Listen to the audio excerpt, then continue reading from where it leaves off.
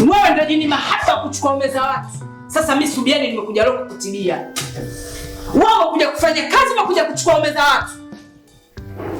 Nakuuliza, umekuja kufanya kazi, umekuja kuchukua meza watu. Ndio ulivyotuma huko kwenu kwamba ukienda kufanya kazi ukachukua meza watu. Si ndio manake?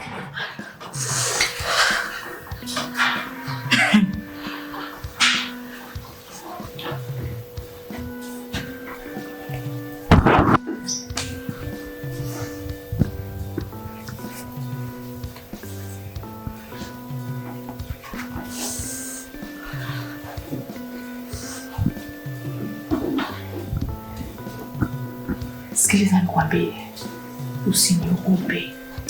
Umesikia mtoto mzuri? We mzuri. Kwanza una shepu nzuri, Mungu kakuumba sura.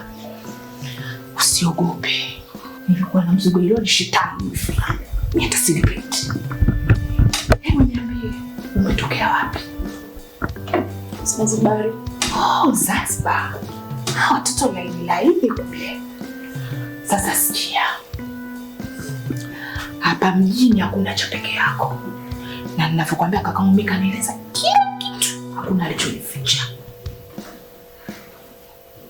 Kakaangu mimi anakupenda. Unajua jinsi ulivyoumbwa, unaona nini? Tunaendana. Wifi yangu huyu hana mambo. Hana shepu. Sio mzuri. Hakuingi. Sasa sikia. Fanya kazi na kula. Nisikia mimi najua kakaangu anapenda watoto wazuri. Wewe ndio mwanamke ulostahili kuishi katika hii nyumba. Mimi nakupenda. Kwanza mimi leo filamu sipendi. Kwanza sitakutambulisha shoga. Mimi hapa na ule bosi wako wa kiume, mimi dada yake. Unaelewa? Na mimi kakaangu kanambia kila kitu kuhusu.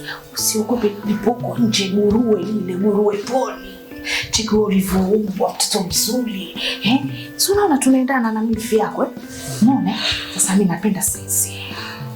Kakaangu kakupenda. Mpe mambo yote yale ya Kizanzibari. Maana si unajua Zanzibari nie mambo laini haya. Mpe, usimwache. Kula vizuri tu kwa raha zako. Umesikia wewe sasa hivi ushukua wifi yangu. Sawa?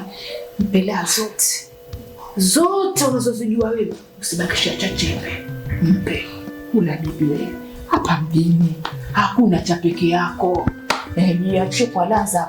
Na akikwambia pika, mpike kakaangu vizuri. Akikwambia fua, usiogope, fua mpaka nguo ndani. Kakaangu akikuita njoni si unajua wale mambo ya Kizanzibari haya. Mpe bibi, usiogope. Kaa kwa raha zako.